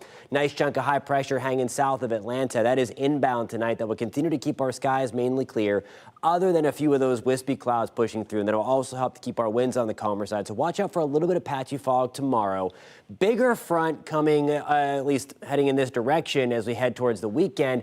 I think for the most part, though, high pressure going to slam the door on that. And I think we're actually going to start to warm things back up as we move towards the end of the work week out ahead of that particular front. There's where the chill is coming in. Minot, North Dakota, 1 degree above. It is a big old goose egg at International Falls, Minnesota. It's in the teens in the Twin Cities of Minnesota. Core of that Arctic air mass, I think, is going to be tied towards the Northeast, Upper Midwest, Great Lakes. I don't think it really makes its way here because we have a nice big chunk of high pressure that is building in the mid-levels of our atmosphere now, closer to Cuba, the Bahamas, Turks and Caicos, and extending back into Florida. That's going to help to push all of this particular chill back up to the north. Over the next couple of days, though, and by the second half of the weekend, it takes a little trip back out towards the middle of the Atlantic, and it does allow for some of that chill to settle back in. I don't think this next round of cold beyond what you wake up to tomorrow, and it's going to be pretty seasonable tomorrow. It's not going to rival some of the cold fronts that we've had the last couple, but it will be colder than the one that we are dealing with right now. Hanging to the upper 60s in Mount Dora. Leesburg, good evening. We are at 71. Oviedo checking in at 70 degrees. Now here's a look at your forecast. Your forecast is sponsored by Advent Health.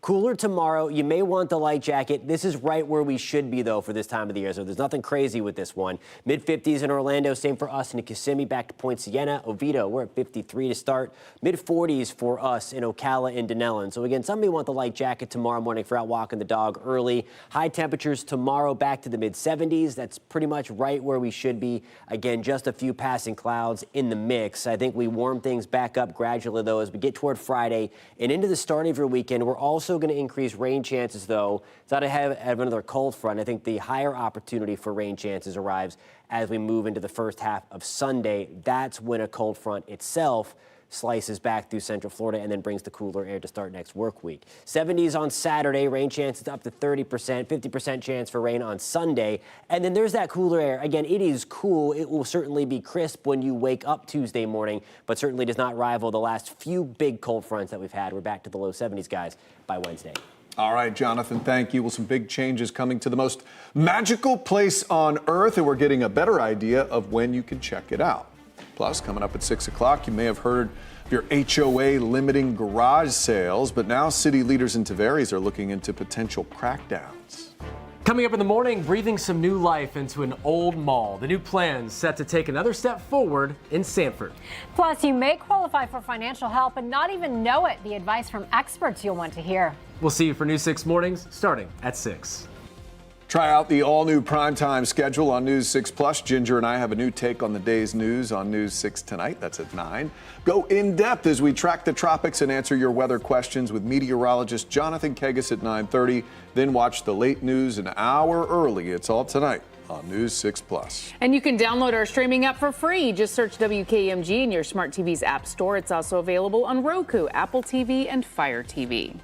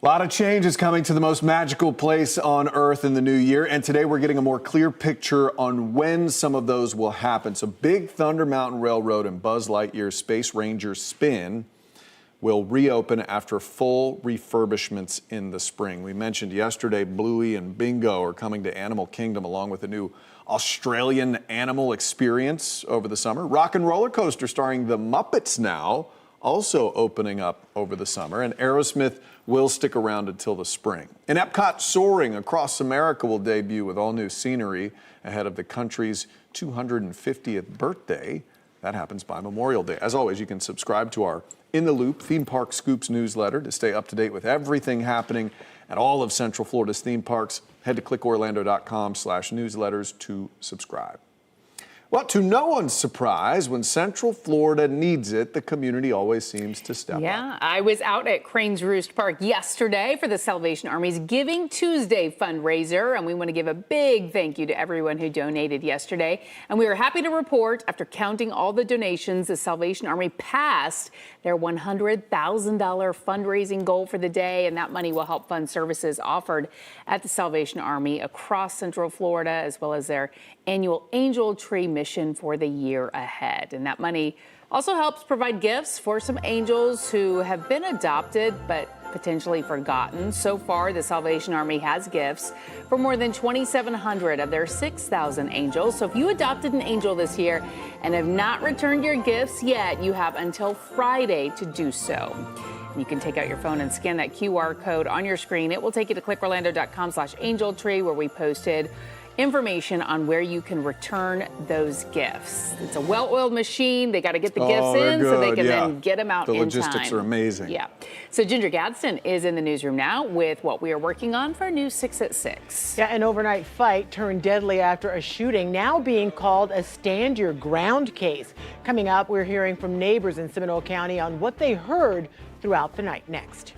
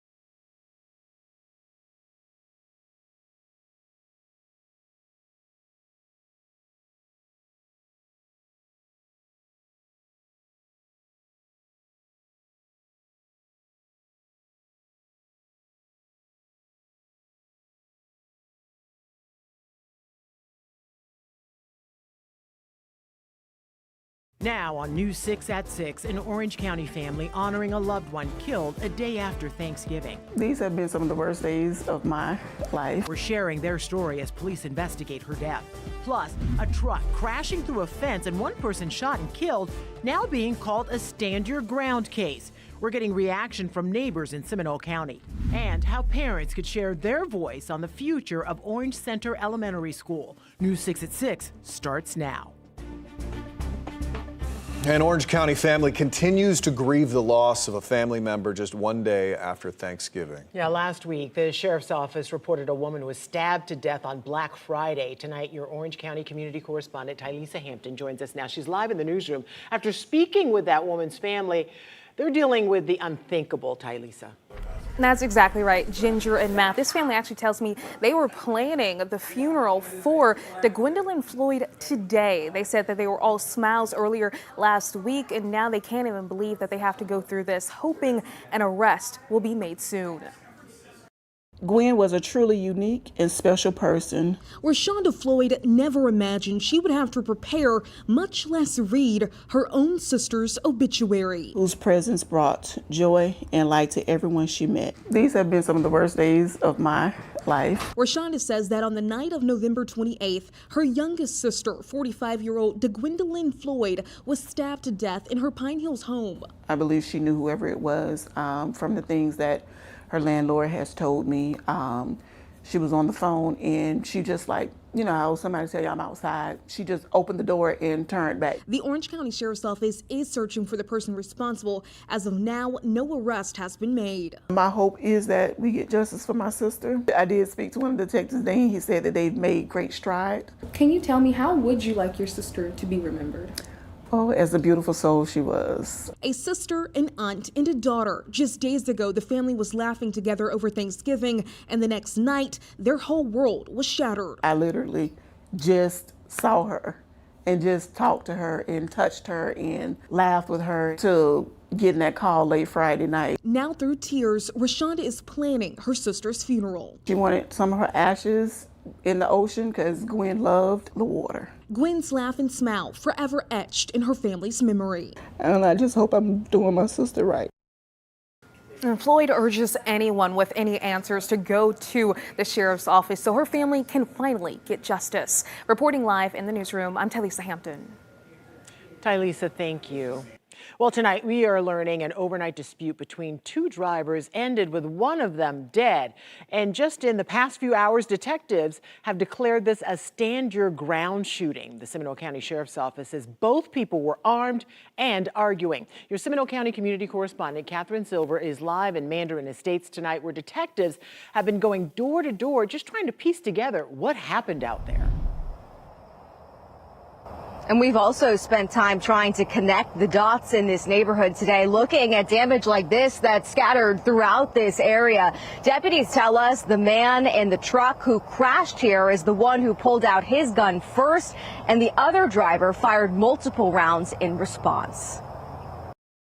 Just before 1 in the morning, I thought I heard someone knocking on our door, bam, bam, bam. Valerie Schultz woke up to the sounds she later learned were gunshots. When she came outside, she saw just how close an altercation that ended in gunfire came to her home, where the sheriff's office says two armed drivers argued. One of them opened fire, causing the other to crash. The car apparently came from the street across our yard. You can see this branch is broken here. Near miss after near miss. A small piece of the car. She pointed out as we walked the path of the tire marks together. Here's the tire track here.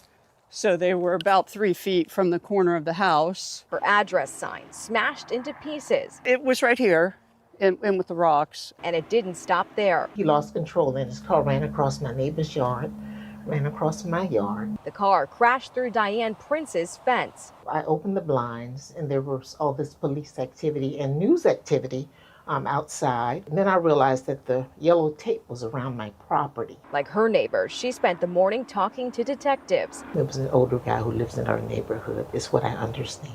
It's just so tragic. The sheriff's office has not released the 51-year-old's name. Property records show he lived just down the street from where he was shot. They had their guns with them, which turned a temporary problem into a fatal situation. So what we would like, is for people to would take away from this is safe storage helps, and it should be the solution rather than shooting somebody. The shooter, or the sheriff's office, tells us that the shooter actually called them immediately to tell them what had happened. That person is not facing any charges. I'm live in Seminole County. Catherine Silver, News 6. All right, Catherine, thank you. Well, tonight, the man convicted of killing a woman in Brevard County will spend the rest of his life in prison. 2 years after a jury found Daniel Stearns guilty of killing 44-year-old Nancy Howery, he stood before a judge today to receive his formal sentencing. Prosecutors say Stearns was angry that Nancy Howery was not dating him exclusively.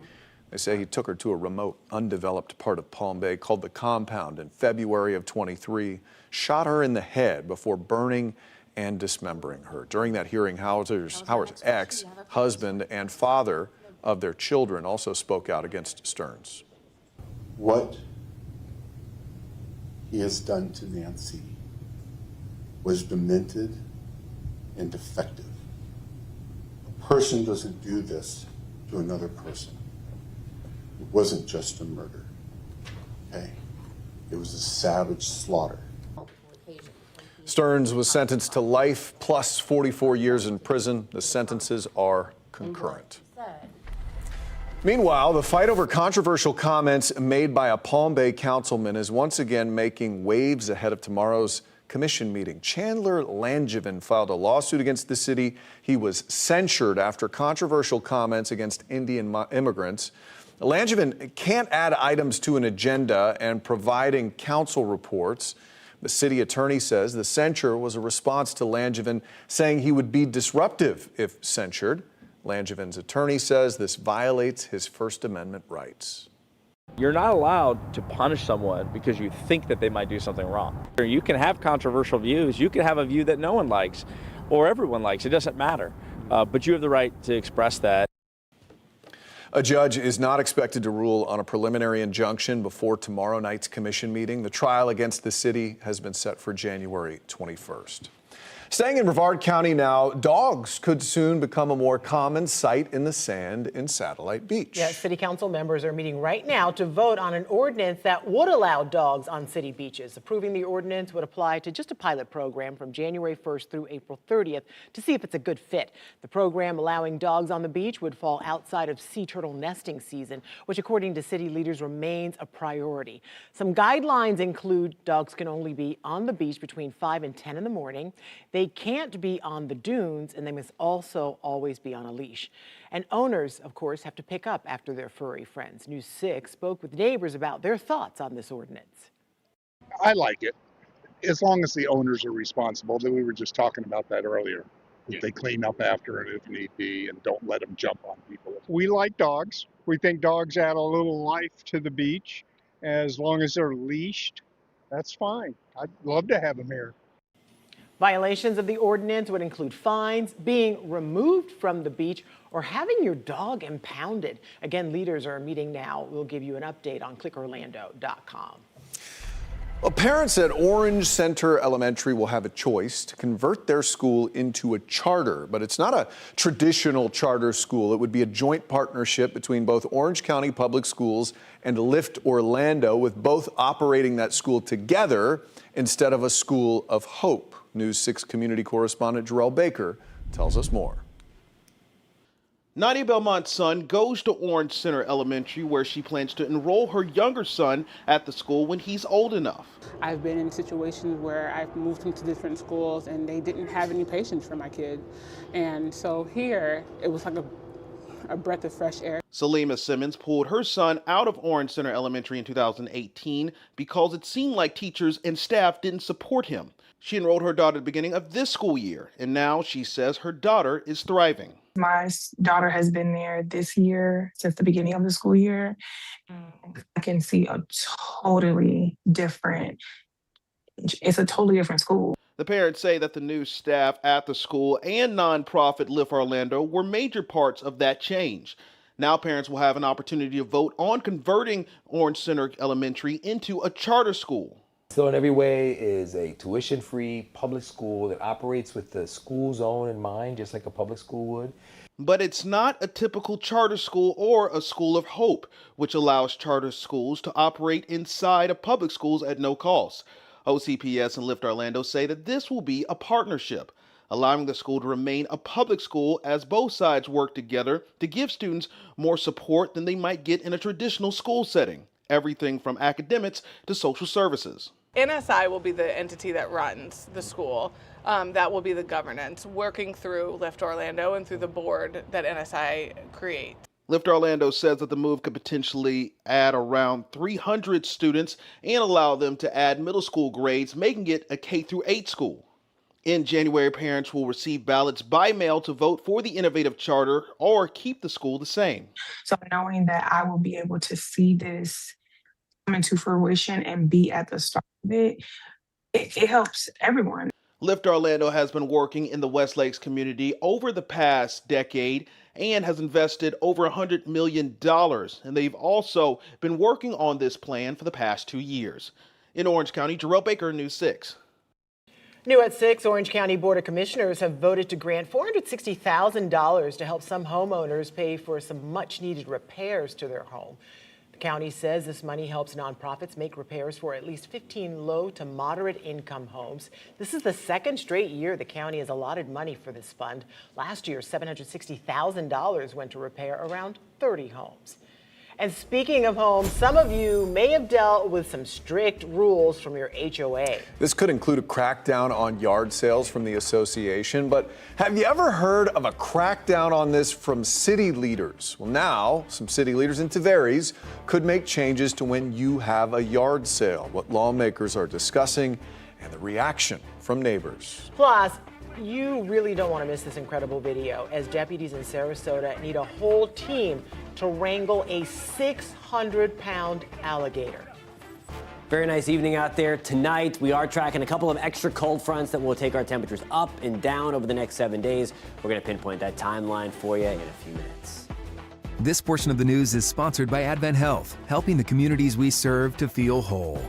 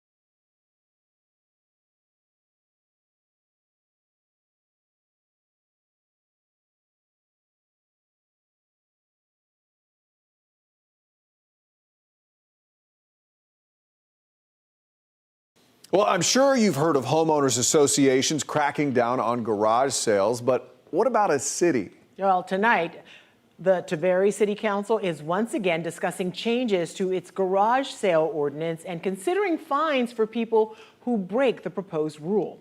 Your Lake County community correspondent Emily McLeod tells us more about the changes and how people feel about them. We first brought you this story back in July. The city of Tavares is looking at ways to enforce restrictions on the number of garage sales people can have in a year.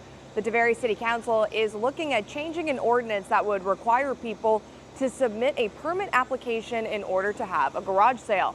Now, the goal of this is to help officials keep track of the number of garage sales people are having in a calendar year.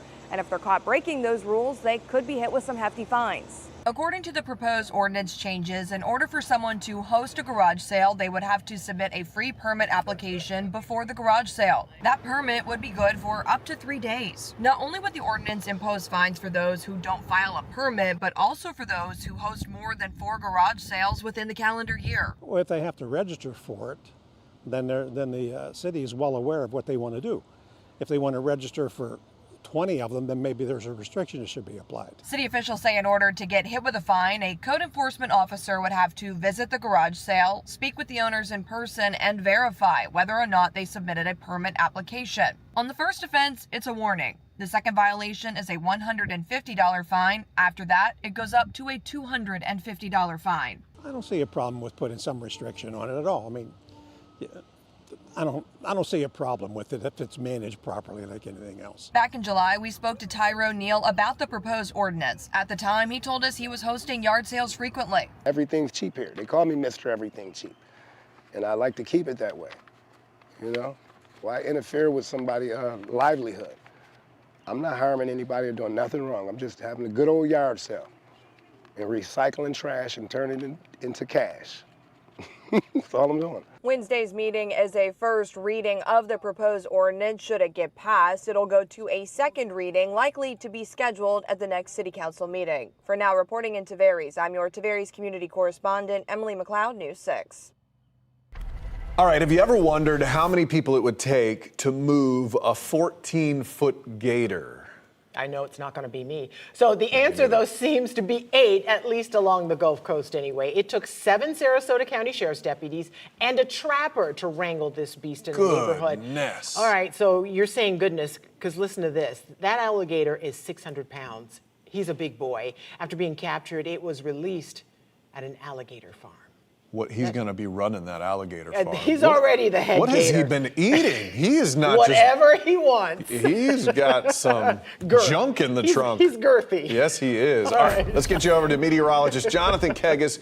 Joining us now. It was a beautiful sunset tonight. So delightful. Hopefully Fantastic. the evening continues really Gorgeous. nice like that. It's going to be awesome. Yeah, the moon nearly full. It'll be full till tomorrow afternoon. It's a live look outside Port Canaveral, Brevard County, so nice and bright this evening. Live look with our launch credit union camera. Air temperatures back to the low 60s. The breeze at about 10 miles an hour. Nice and quiet in downtown Orlando as well. Live look with our light Orlando delivering Hope Skycam. We're back to the upper 60s again. Just a few of those passing clouds out there. The breeze out of the north at about 5 to 10 miles an hour. That will continue to settle down as high pressure continues to move in later on this evening. DeLand, we're back to 66 right now. Leesburg, we're also at 66. Palm Bay, we are in our evening right now at 70 degrees. Mico, good evening. We're back to 68. Bushnell, we are at 64. Now here's a look at your forecast. Sponsored by Strata Air Conditioning and Heating. AC emergency? You ought to call Strata. Just a few high, thin clouds for the rest of the evening. That's it. Do watch out for a little bit of fog to try to develop overnight. We'll see a mainly clear sky, the calmer winds, perfect ingredients for a little bit of fog to develop. Then tomorrow, just a few higher, thin clouds passing by. That's 7 o'clock. Tomorrow evening on your Thursday, that rain that you see at the top of your screen, that's going to stay towards the Florida Panhandle until we get into the weekend. Then we will watch a secondary front kind of push things down a little bit. Now, tomorrow, it's going to be a little cooler. You may want the light jacket. This is right where we should be, though, for this time of the year, 40s and 50s across the board. But again, certainly cooler than where we've been for the past couple of days. Tomorrow afternoon, nice and comfortable. Groveland, we're at 78. Denellen, we're at 75 with just a few of those higher, thin, wispy clouds pushing through. We'll get up to the Florida Panhandle. That's a continuation of what I just showed you on a local scale. We'll zoom things out to show you the return of the cold front, the next one coming through. That's Saturday morning, 10 o'clock. I think we'll see some clouds, maybe a stray downpour out ahead of the front. I think most of Saturday is dry. The bulk of what you see here moving through the Florida Panhandle by the evening on Saturday, that's going to try to push in by the first half of Sunday. So you see some scattered downpours, maybe a few rumbles of thunder for the first part of Sunday. I don't think this is a complete washout. We're watching the timing on this closely for your weekend plans. But nonetheless, I think we're going to get this in and get it back out. We could use a drink only a few days into December, of course. Everybody below normal by about a tenth to a quarter of an inch, only 2/100 of an inch of rain in Orlando the other day when we had just a few of those scattered downpours around. Everybody else coming up with nothing at the official rain gauge, the climate side anyway, at the airports. But nonetheless, I think some rain on the way as we move into the weekend. Right around 80 on Friday, 30% shot on Saturday, so I don't think everybody gets in on that. I don't think everyone sees it on Sunday either, but the chances will be a little bit higher. Temperatures get back to the mid-70s, and then behind that, front guys, we're falling back into the 60s. Jonathan, thank you. All right, sports director Jamie Say is here now. Jamie, an important day on the college football calendar. Yeah, definitely. I mean, because what happens today impacts the future of your favorite teams like UCF, Florida, Florida State. It's early signing day. When recruits sign their letters of intent, here's Lake Nona's four-star edge rusher DeAnthony Lafayette officially committing to the Miami Hurricanes. Coming up, we take you to other area schools for their ceremonies.